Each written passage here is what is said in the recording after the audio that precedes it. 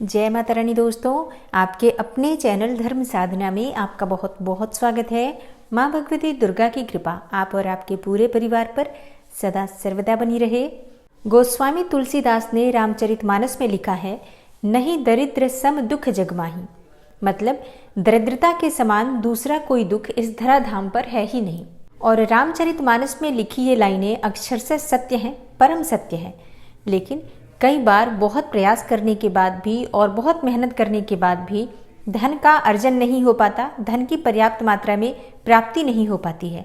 और कई बार अगर हम बहुत मेहनत करके धन अर्जित कर भी लेते हैं तो घर में धन आता तो है लेकिन संचित नहीं हो पाता है। जैसे तैसे घर के कार्य हो जाते हैं, ज़रूरतें पूरी हो जाती हैं, लेकिन धन संचय की जो मन में भावना होती है कि हमारे पास कुछ पैसे हमेशा पड़े रहें, वैसी स्थिति नहीं बन पाती है। और ऐसे में हम बहुत परेशान हो जाते हैं कि हमारी मेहनत के बावजूद भी और घर में धन आने के बावजूद भी पैसे क्यों नहीं टिकते हैं, लक्ष्मी का वास हमारे घर में क्यों नहीं होता है।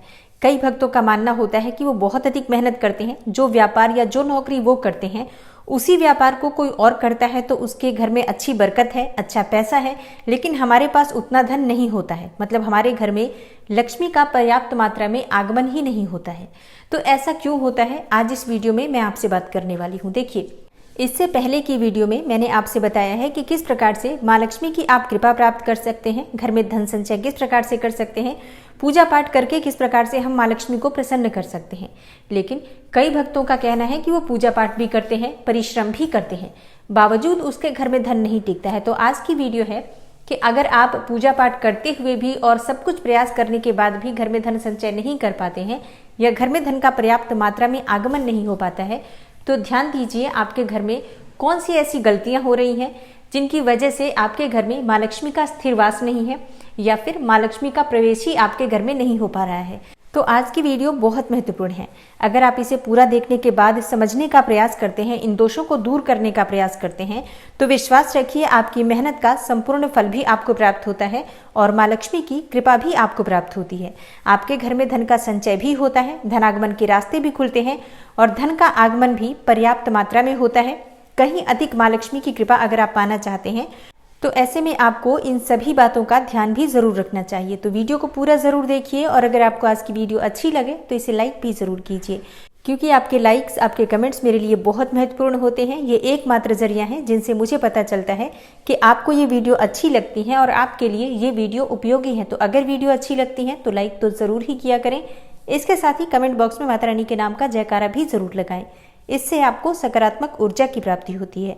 और अगर आपका कोई भी सुझाव हो, कोई भी प्रश्न हो या कोई विशेष वीडियो देखना चाहते हैं तो उसके लिए भी आप कमेंट बॉक्स में ज़रूर लिखें। चैनल पर पहली बार आए हैं, अगर अभी तक आपने चैनल को सब्सक्राइब नहीं किया है तो आज की वीडियो अगर आपको अच्छी लगे तो चैनल को सब्सक्राइब जरूर कर लीजिए और बेल बटन को भी प्रेस कर लीजिए। तो इससे ये होगा कि इस चैनल पर जो नई वीडियो अपलोड होंगी उनकी नोटिफिकेशन आपको सही समय पर प्राप्त होगी। तो बात करते हैं पहले नियम के बारे में।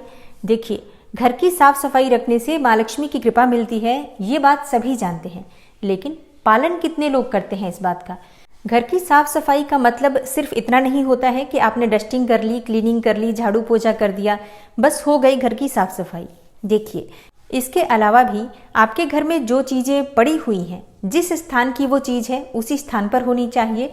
मतलब हर चीज़ यथास्थान होनी चाहिए। अगर आप इन बातों का ध्यान रखेंगे तो घर हमेशा संवारा हुआ लगेगा। मतलब हर चीज़ यथास्थान होने से घर सुसज्जित लगता है। घर सजा संवरा हो तो माँ लक्ष्मी की विशेष कृपा आपको प्राप्त होती है। और ये भी ध्यान रखना चाहिए कि घर में किसी भी प्रकार की गंदी स्मेल ना आए। घर हमेशा अगर खुशबूदार बना रहता है तो माँ लक्ष्मी की विशेष कृपा आपको प्राप्त होती है। हमेशा घर में स्थिर लक्ष्मी का वास बना रहता है।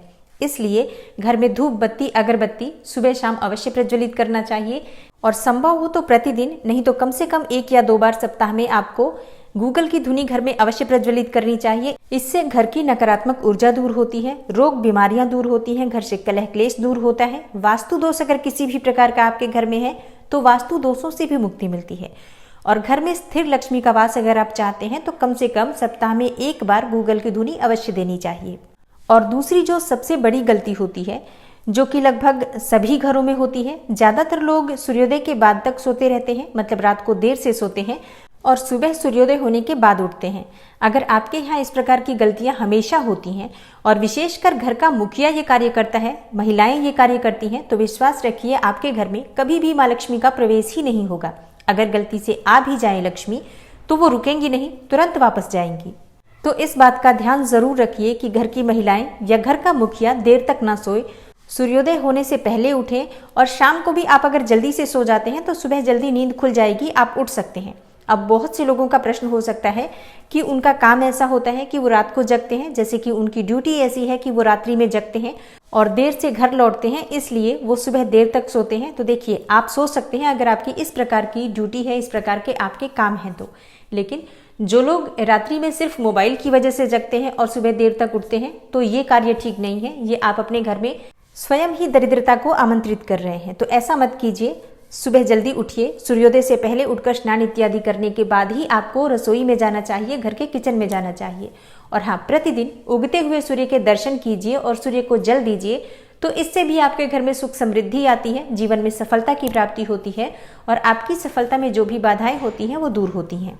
और एक और चीज का आपको ध्यान देना है, जैसे कि अगर आपके घर में नल से पानी ऐसे ही टपकता रहता है, नल खराब हुआ पड़ा है, पानी अपने आप टपकता रहता है, तो ये भी आर्थिक तंगी का कारण है। अगर आपके घर में इस प्रकार की परेशानी है तो उसे तुरंत ठीक कराइए, नहीं तो आपकी जो मेहनत की कमाई है वो बीमारियों में खर्च होगी या फिर ब्याज में जाएगी, या वाद विवाद, कहीं पर भी झगड़ा इत्यादि इस प्रकार से होगा कि आपके पैसे कोर्ट कचहरी के कार्यों में खर्च होंगे। तो घर में अगर नल टपक रहा है तो उसे तुरंत ठीक कराइए। और हाँ, एक और चीज का ध्यान रखना है आपको, पानी किसी भी प्रकार से अगर बर्बाद होता है, मतलब व्यर्थ में अगर आप पानी गिराते हैं, जैसे कई बार क्या होता है, लोग गिलास में पानी लेते हैं, एक घूंट पीते हैं, पूरे गिलास का पानी सिंक में डाल देते हैं, पानी फेंक देते हैं, ये भी धन हानि का ही कारण है। इस प्रकार की गई गलतियां, व्यर्थ में बहाया गया पानी आपके घर से धन को भी इसी प्रकार से बहा ले जाता है। तो इन छोटी छोटी बातों का ध्यान जरूर रखना चाहिए।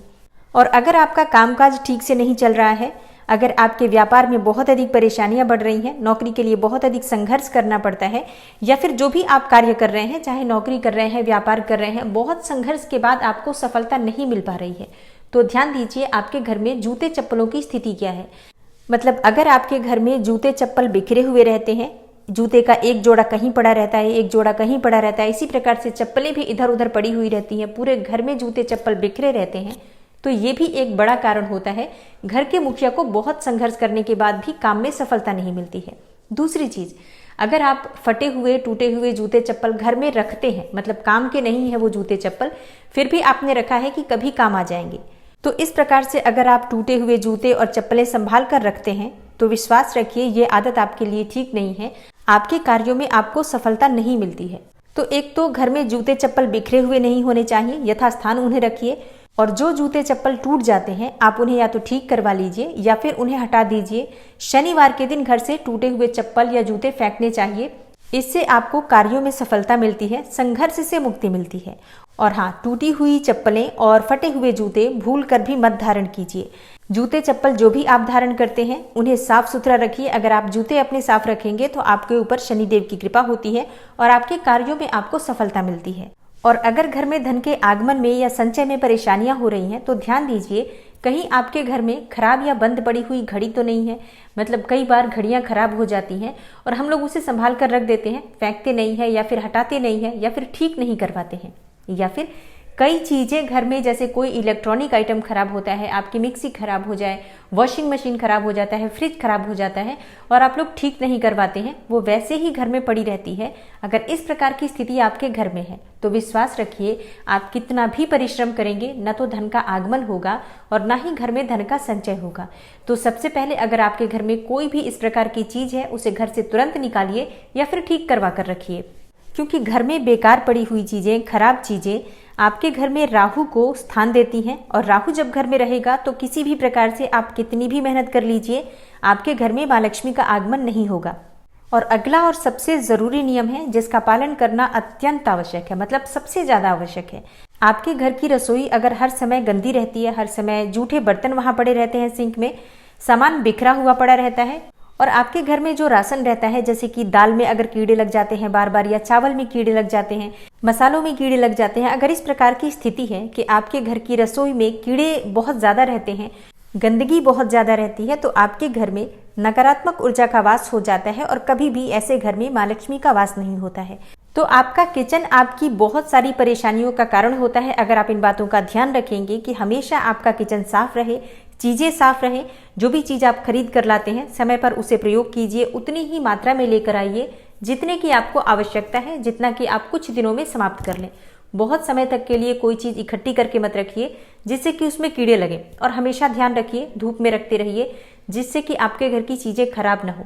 ये बहुत छोटी बात नहीं है, ये बहुत बड़ी बात होती है। अगर आपके घर में फल और सब्जियां बार बार खराब हो जाती हैं या आपके घर की रसोई में बार बार गंदगी रहती है, बदबू आती है, ये ठीक नहीं है। आपकी आर्थिक स्थिति खराब होगी और घर के मुखिया पर कोई बड़ा संकट आ सकता है। इसलिए आपको इन बातों का ध्यान हमेशा रखना चाहिए।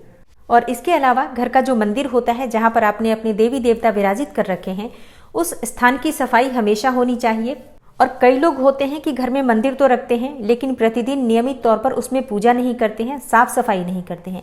देखिए, अगर आपने अपने घर में मंदिर रखा है, उसमें कोई भी देवी देवता की मूर्ति अगर आपने रखी है, तो आपको प्रतिदिन सुबह और शाम दोनों समय दीप अवश्य प्रज्वलित करना चाहिए। अगर आप ऐसा नहीं करते हैं तो ये बड़ा वास्तु दोष है और इससे भी आपके घर में बहुत सारी परेशानियां आती हैं। तो घर में मंदिर रखते हैं जो जरूर रखना चाहिए और उसमें सुबह शाम धूप दीप प्रज्वलित कीजिए। इससे आपके घर की बहुत सारी परेशानियां स्वतः ही दूर हो जाती हैं। और हाँ, एक और चीज़, बहुत से लोग घर में मंदिर रखते हैं, पूजा भी करते हैं, लेकिन जब उनकी स्थिति ठीक नहीं होती है, मतलब जब भी उन्हें क्रोध आता है या आर्थिक स्थिति खराब होती है, पारिवारिक स्थिति खराब होती है, तो अपने घर में जो देवी देवता विराजित हैं उनके सामने धूप दीप प्रज्वलित करना बंद कर देते हैं। क्रोध में अपने देवी देवता को सम्मान देना बंद कर देते हैं। ऐसा मत कीजिए। ऐसा करने से आपकी स्थिति और भी खराब होगी। और क्रोध में पूजा मत कीजिए। जब आप पूजा करने जाते हैं बिल्कुल सामान्य होकर, सरल होकर पूजा कीजिए, क्योंकि विश्वास रखिए आप जिस भी स्थिति में हैं, आपके हालात चाहे जो भी हैं, इसके जिम्मेदार भगवान नहीं हैं। इसके जिम्मेदार आपके किए गए पूर्व जन्म के या इस जन्म के कर्म हैं। तो आप अपने कर्म ठीक कीजिए, शुद्ध रखिए विचार अपने और अपने भाव शुद्ध रखिए, ईश्वर की सेवा कीजिए। निश्चित ही आपके प्रारब्ध चाहे जैसे भी हो, पूर्व जन्म में कितने भी प्रारब्ध कठिन रहे हो, इस जन्म में जरूर आप अच्छे कर्म करके और अपने भविष्य को ठीक कर सकते हैं। तो घर का मंदिर साफ सुथरा रखिए और दोनों समय सुबह और शाम दीप अवश्य प्रज्वलित कीजिए, धूप प्रज्वलित कीजिए। घर में गूगल की धुनी दीजिए जिससे कि नकारात्मक ऊर्जा दूर हो और घर में माँ लक्ष्मी का आगमन और स्थिर वास हो पाए।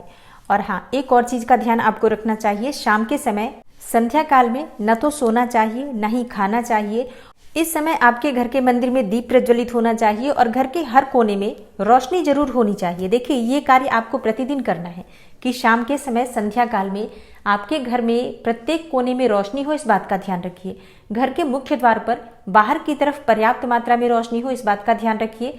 कहा जाता है कि शाम के समय माँ लक्ष्मी का भ्रमण काल का समय होता है और इस समय जो भी अपने मुख्य द्वार पर रोशनी करके रखते हैं उनके घर में माँ लक्ष्मी प्रवेश कर जाती हैं।